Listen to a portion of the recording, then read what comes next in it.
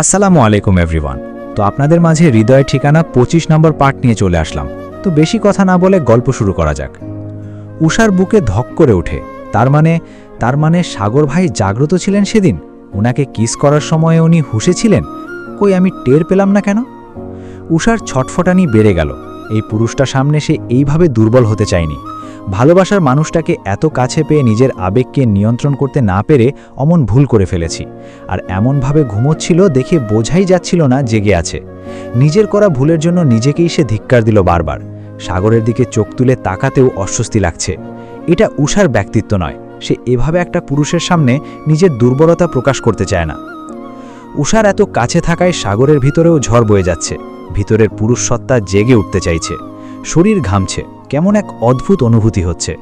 সে তো এই পরিস্থিতিতে পড়তে চায়নি। সে চেয়েছে উষাকে একটু জ্বালাতে। উষাকে চুপ থাকতে দেখে সাগর গম্ভীর গলায় বলল, কি হলো, চুপ হয়ে গেলি কেন? চুমু খাসনি? উষা এলোমেলো দৃষ্টি ফেলল। তারপর আমতা আমতা করে বলল, না আমি এমন কিছু করিনি। তাই? তাহলে কেমন কিছু করেছিলি? উষা এক পল তাকালো সাগরের দিকে, তারপর গলার স্বর কিছুটা কঠোর করে বলল, আমার দেরি হয়ে যাচ্ছে। আর এভাবে শরীরের সাথে চিপকে আছেন কেন? আবার পেটেও হাত দিয়ে রেখেছেন। সাহস তো কম না আপনার? হাত সরান আর আমার থেকে দূরে দাঁড়ান, একদম কাছে আসবেন না। সাগর এক ভ্রু উঁচিয়ে গম্ভীর গলায় বলল, কি বললি? আবার বল। বলেই উষার মুখের সামনে নিজের কান নিয়ে গেল। উষা দাঁতে দাঁত চেপে নাকের পাটা ফুলিয়ে বলল, কানে শুনতে পান না? আমার শরীরের সাথে এভাবে ঘেঁষে দাঁড়িয়ে আছেন কেন? দূরে যান। রুমে চলো সুইট বি, দেখবে কি করি আমি। একটা বেড আর রুম লাগতো আর কি। বেড না হলেও নবে, কিন্তু রুমটা লাগবে। ইউনো হোয়াট, মেয়েরা এমনই। নারী নামক এই প্রাণীরা জামাইয়ের আদর পাওয়ার জন্য ছটফট করবে, কিন্তু নিজ থেকে কোনো পদক্ষেপ নিবে না। পরবর্তীতে জামাই যখন একটু এগিয়ে আসে তখন ওরা এমন এক ভান ধরে যেন আদরের প্রয়োজন নেই। উষা নিজের সর্বশক্তি দিয়ে সাগরকে ধাক্কা দিল। আকস্মিক ধাক্কায় সে 2 কদম পিছিয়ে গেল। উষা 2 হাত দিয়ে নিজের কান চেপে ধরল। এক প্রকার চেঁচিয়েই বলল, ছি, চুপ থাকেন, নির্লজ্জ, বেহায়া, লজ্জা শরম কি চিবিয়ে খেয়ে ফেলেছেন? কার সাথে কি বলতে হয় এতটুকুও বোঝেন না? কমন সেন্স নেই? সম্পর্কে কি হই আমি আপনার? আমার সাথে এসব বলছেন কেন? নিজের বউয়ের সাথে এসব বলবেন তো তুই কি হোস আমার?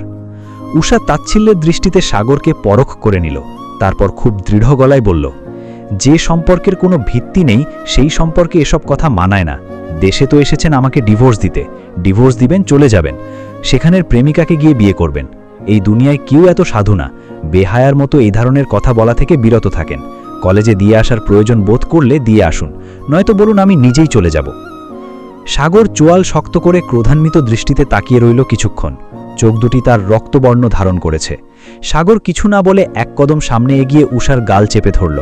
আকস্মিক সাগরের এমন আক্রমণে হকচকিয়ে উঠল উষা। 2 হাত দিয়ে চেপে ধরল সাগরের হাত। নিজেকে শক্ত হাতের বাঁধন থেকে ছাড়াতে চাইল, কিন্তু এই শক্ত শরীরের সাথে পেরে উঠল না। সাগর দাঁতে দাঁত চেপে হিসহিসিয়ে বলল, সেটা তোর আগে ভাবা উচিত ছিল। নিজের পরিণতি যখন জানাই আছে তাহলে আমার কাছে এসেছিলি কেন? আর কিছু বলার আগেই সিঁড়ি থেকে কারো পদধ্বনির শব্দ শুনতে পেল দুজনে। সাগর ছেড়ে দিল উষাকে। এক পল তাকালো উষার রক্তিম বর্ণধারণ করা ফর্সা মুখ পানে। হালকা একটু স্পর্শেই কেমন লাল হয়ে গেছে। সাগর ভাবল হালকা না, একটু বেশি গাঢ় স্পর্শ ছিল। আমি গাড়িতে বসছি, দ্রুত আয়। উষা তাচ্ছিল্যের দৃষ্টিতে সাগরের দিকে তাকালো, তারপর চেঁচিয়ে বলল, তুই যা তোর গাড়ি দিয়ে। তোর এই বালের গাড়ি দিয়ে না গেলে কি হবে আমার? সাগরের পাযুগল থেমে গেল। চোয়াল শক্ত করে অগ্নি দৃষ্টি নিক্ষেপ করল উষার পানে। সাগরের এমন রূপ দেখে কিছুটা দমে গেল উষা। মনে পড়ে গেল সেদিনের মারামারির কথা। সাগর ধূপধাপ পা ফেলে এগিয়ে এলো উষার দিকে। সাগরকে এগিয়ে আসতে দেখে উষা নিজের 2 হাত নিজের গালে রাখল। ভয়ার্থ দৃষ্টিতে তাকালো সাগরের দিকে। অন্যায় গধু একটা করেনি, আবার তুই বলেও সম্বোধন করেছে। সাগর উষার সামনে এসে নাক ফুলিয়ে দাঁতে দাঁত চেপে বলল, তোকে এই বালের গাড়ি দিয়েই যেতে হবে, দেখি কিভাবে আটকাস তুই। অতঃপর আর কোনো কথা না বলেই উষার হাত ধরে টানা শুরু করল, নিয়ে বসিয়ে দিল গাড়িতে। সাগর ড্রাইভিং সিটে বসে মুখ ফুলিয়ে নিঃশ্বাস নিল। চোখ বন্ধ করে নিজের রাগ নিবারণ করা বৃথাপ চেষ্টা করল। তারপর রাশভারী কণ্ঠে হিসহিসিয়ে বলল, আজকে বলেছিস, অসুস্থ বলে ছেড়ে দিলাম। ভবিষ্যতে যদি আর কোনোদিন এমন করিস ছাড় পাবি না, এক্কেরে পুঁতে দিব। উষা চুপচাপ পড়ে রইল নিজের জায়গায়, একটা টু শব্দও করল না। নিজের জানের মায়া আছে তার। আমি তো এই এজে বিয়ে করতে চাই না বলে রাজি হচ্ছিলাম না, কিন্তু ছেলেটাকে দেখার পরে মত বদলে ফেলেছিলাম, কিন্তু বেটার আলাদা পছন্দ আছে। সাদাফের বিরক্তে লাগলো খুব। আরিশার মাথায় খুব শক্ত একটা চাটি বসিয়ে দিল। আরিশা মাথায় হাত বুলাতে বুলাতে বলল, শালা তুই আমাকে চাটি মারলি কেন? সবসময় তোর এইসব অত্যাচার আমার ভালো লাগে না।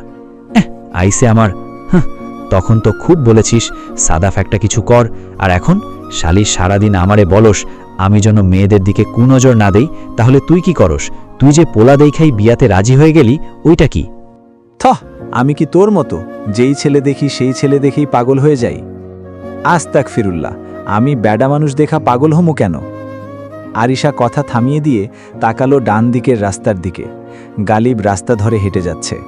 সাদাফের ডান কাঁধে হাত রেখে বলল, দেখ তো ওইটা কি গালিব ভাইয়া না রে? সাদাফ তাকালো সেদিকে, ভ্রু কুচকে বুঝার চেষ্টা করল সে।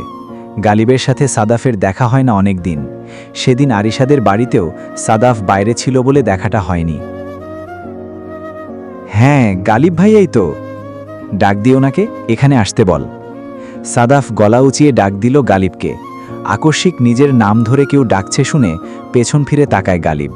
সাদাফকে দেখে সে হাসি মুখে এগিয়ে আসে। তারপর কুশল বিনিময় করে দুজনে। কোথাও যাচ্ছিলে নাকি? হ্যাঁ, সাগর আর নেহালের সাথে একটু কথা আছে। ও আচ্ছা, ভাইয়া, সাগর ভাইয়া কি এবার সত্যি উষাকে ডিভোর্স দিয়ে দিবে? ভাইয়া কি মেয়েটার ভালোবাসার কোনো দাম দিবে না? গালিব তপ্ত নিঃশ্বাস ফেলে, ভাবুক হয়ে বলল, জানি না, তোমার ভাইয়ের মন বুঝা বড় দায়। তার মাথায় কি চলে সেটা সে নিজেই ভালো জানে। আরিশা মাঝখানে চিন্তিত স্বরে বলে, আচ্ছা গালিব ভাইয়া, সাগর ভাইয়া কি ওখানে কাউকে পছন্দ করে? গালিব দুই দিকে মাথা নাড়ালো, যার মানে না, কাউকে ভালোবাসে না। তারপর দীর্ঘ নিঃশ্বাস ফেলে বলল, সাগরের খালাতো বোন আছে না, রিসা নাম? কি হয়েছে? ওই মেয়েটা সাগরকে ভালোবাসে। ওর কারণেই সে খালার বাসা ছেড়ে আমাদের সাথে অ্যাপার্টমেন্ট নেয়। সাদাফ আরিশা দুজনেই অবাক হয়। এ কি বলছে? এমনিতেই সাগরের ওই খালার সুবিধার না, আবার নিজের মেয়েকে এলিয়ে দিয়ে কি খিচুড়ি জানি পাকিয়েছে। তার সাথে যদি সাগরের কোনো সম্পর্ক না থাকে, তাহলে সাগর বলল কেন ডিভোর্স দিয়ে ওখানে গিয়ে আবার বিয়ে করবে?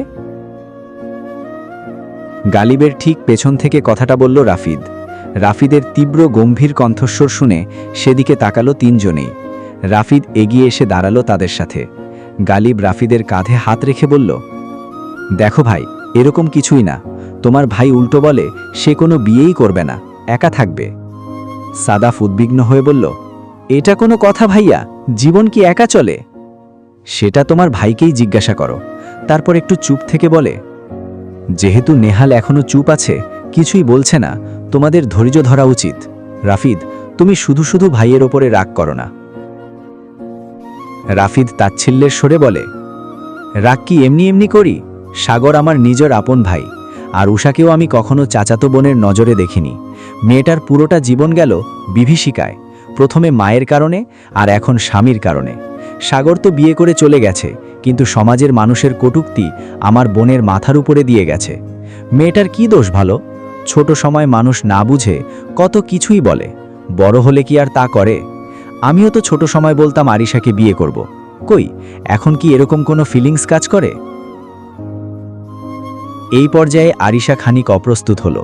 সে সবার থেকে শুনেছে রাফিদ নিজের বউ বলে কত যত্ন নিত আরিশার, কাউকে নাকি ধরতেও দিত না। কিন্তু রাফিদের কথা আর আরিশার লজ্জা পাওয়া কোনোটাই পছন্দ হলো না সাদাফের।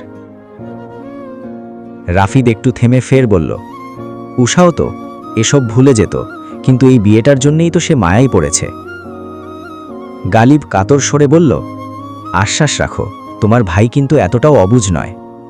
রাফিদ তাচ্ছিল্যের হাসি দিয়ে বলল, সেসব বাদ দেও, ছোট চাচু নিজেও এসবে বিরক্ত। আব্বু মেঝো চাচু আর ছোট চাচুর সাথে কথা বলেছে। তারপরে সেদিন আব্বু উষাকে কান্না করতে যখন দেখল, তখন কারণ জিজ্ঞাসা করার পরে বলল, উষা নিজেও চায় ডিভোর্স হয়ে যাক, ডিভোর্সের জন্য যেন সাগরকে দায়ী করা না হয়। আরাফ ভাইয়া আর আলিফ ভাইয়ার সাথেও কথা বলছে আব্বু, দুজনেই বলেছে উষা যা চাইবে তাই। এখন আব্বুর বন্ধুর ছেলে, যে বর্তমানে দেশের নাম্বার 1 বিজনেসম্যান, তার সাথে উষার বিয়ের কথা চলছে, যদিও উষা সেটা জানে না। আরিশা হঠাৎই চিৎকার দিয়ে ওঠে, ওই ওই হ্যান্ডসাম ভাইয়াটা না? ওই যে বিয়ের কথা বলায় যে মামা অনেক রেগে গিয়েছিল, কিন্তু অনেক বুঝিয়ে সুজিয়ে সব ঠিক করিয়েছিল। উফ, ছেলেটা এত কিউট। সাদাফ আরিশার পিঠে ধরাম করে এক কিল দিয়ে বলে, যেই ছেলে দেখোস ওই ছেলেই কিউট, হ্যান্ডসাম। তোর নজর তো ওই হিরো আলমের দিকেই আটকায়। চুপ থাক, শুনতে দে আগে। রাফিদ দুজনের ঝগড়া দেখে ঠোঁট প্রসারিত করে হাসল আর বলল, উনারা তখনই বলেছিল যে আপনাদের ছেলে এই বিয়ে মানবে না। যখনই ওদের ডিভোর্স হবে আমাদেরকে জানাবেন, আমরা তখনই বিয়ে সম্পন্ন করব। মেয়ের আগে বিয়ে নিয়ে আমাদের কোনো সমস্যা নেই, কিন্তু কেউই তখন রাজি ছিল না। আঙ্কেল মাঝে মাঝেই কল দিয়ে এসব ব্যাপারে জানতে চাইত, তাই কালকেও আব্বু কল দিয়ে জানায় ওনাদের। তিফতিশান ভাইয়া দেশে আসার পরপরই ডিভোর্স হবে ওদের, আর ডিভোর্স হলেই উষার এক্সাম শেষ হলে কয়েকদিনের মধ্যেই বিয়েটা সেরে ফেলতে চান তারা। আর ভাইয়া তো এদেশে থাকে না, ভাইয়ার জন্ম আমেরিকায় আর স্টাডিও করেছেন সেখানেই। উষাকে স্পাউস ভিসায় একেবারে বিয়ের পরের দিনই আমেরিকা নিয়ে যাবে তারা। এত আশা নিয়ে তৈরি করা সম্পর্কটা ভেঙে যাবে ভেবে সাদাফ আরিশা কষ্ট পেলেও, মন খারাপ হলেও স্বস্তি পেয়েছে এই বিষয়ে। বোনটাই নরক থেকে বের হয়ে আনন্দে থাকতে পারবে। গালিব আর কিচ্ছু শুনতে পারল না। গালিবের নিজের কেমন লাগছে, বুকে মুচড় দিয়ে উঠছে। আর ভুইয়া বাড়ির মানুষেরা সবাই এই বিষয়ে কত হ্যাপি। গত 5 বছরে সাগরকে কত জ্বালিয়েছে এসব নিয়ে। গালিবের কেন জানি কান্না পাচ্ছে। পুরুষ মানুষ হয়েও সম্পর্কের মায়ায় কাঁদতে ইচ্ছে করছে। একটা সম্পর্ক গড়তে যতখানি সময় লাগে, শেষ হতে ততখানি সময় লাগে না। ছোট থেকে বড় হতে দেখেছি উষাকে। বিয়ে নিয়ে কত ঝামেলা হয়েছে। সাগর লন্ডনে বসে কত আফসোসই না করেছে। সাগর এসব জানে রাফি? না, ভাইয়াকে জানানো হবে ছোটন মামার বিয়ের পরে। তুমিও প্লিজ ভাইয়াকে কিছু বলো না। নেহাল ভাইয়াকেও জানানো হয়নি। ও আচ্ছা, বলবো না। আমিও চাই উষা সুখী হোক, শালার একটা শিক্ষা হোক। গালিব আর কিচ্ছু শুনতে পারল না। গালিবের এখানে থাকতে ইচ্ছে করছে না। আচ্ছা আমি আসি, তোমরা থাকো। রাফিদ কি ওদের কাছেই এসেছিলে? হ্যাঁ, ওদেরকে আমিই ডেকেছি। উষার বিয়ের ব্যাপারে এসব জানানোর ছিল। আব্বু বলেছিল ওদেরকে জানাতে, তাই। আচ্ছা থাকো, আমি যাই। গালিব সেখানে আর দাঁড়ালো না, হেঁটে এসে বসল নিজের গাড়িতে। পরপর গ্রুপে কল লাগালো নেহাল আর সাগরকে। তোরা দুইটা কোথায় আছিস এখন? আমি বাসায়, এখনই বের হব। তুই কই? গাড়িতে কেন? নেহালের কথা শুনে গালিব সাগরের উদ্দেশ্যে বলল, শ্রদ্ধেয় ভাই, আপনি কোথায় আছেন? নাকি বউয়ের বিয়ে খাওয়ার জন্য শপিং করতে বের হয়েছেন? গালিবের এমন অদ্ভুত কথায় সাগর ভ্রু কুচকে তাকায় গালিবের দিকে। নেহাল তেমন একটা পাত্তা দেয় না, কারণ সে জানে গালিব সারাদিনই উল্টোপাল্টা বলে। কি আজে বাজে কথা বলছিস? আমি আজে বাজে কথা বলি? দাঁতে দাঁত চেপে বলল, না তুই না, আমি বলছি। আয় আগে, তারপরেই বুঝবি কে আজে বাজে বলে। মাটি কামড়ে পড়ে থাকবি তুই, দেখিস। শালার ভাব শেষ হয় না এখনো। নেহাল বিরক্ত হয়ে বলল, চুপ কর তো শালা, কি বলছিস? বোঝো না কি বলি? মামার বাড়ির খবর রাখো কিছু, আর তুমি রাখবে কিভাবে যার বাড়ি সে নিজেই তো জানে না? শোন ছাগল। সাগর রাগী দৃষ্টিতে তাকাতেই গালিব বলে, না মানে সাগর শোন, খুব শীঘ্রই বিয়ে খাচ্ছিস। সে তো খাচ্ছি, ছোটন মামার বিয়ে না? গালিব বিড়বিড় করে বলে, হাবাইত্তা কোথাকার, আবাল পোলাপান। তারপর ভাবুক হয়ে বলে, ও হ্যাঁ, তোমাদের ছোটন মামার বিয়ে তো আমি ভুলেই গিয়েছিলাম। মেয়েদের মতো এভাবে কথা বলছিস কেন গালিব? চলবে। আজকের গল্পটি শেষ হয়ে গেল। তো পরবর্তী পার্ট পেতে আমার চ্যানেলটি অবশ্যই সাবস্ক্রাইব করে রাখবেন। তো পরবর্তী পার্ট এই চ্যানেলেই পাবেন। আর গল্পটি কেমন লাগলো তা অবশ্যই কমেন্ট করে জানাবেন। সবাইকে ধন্যবাদ।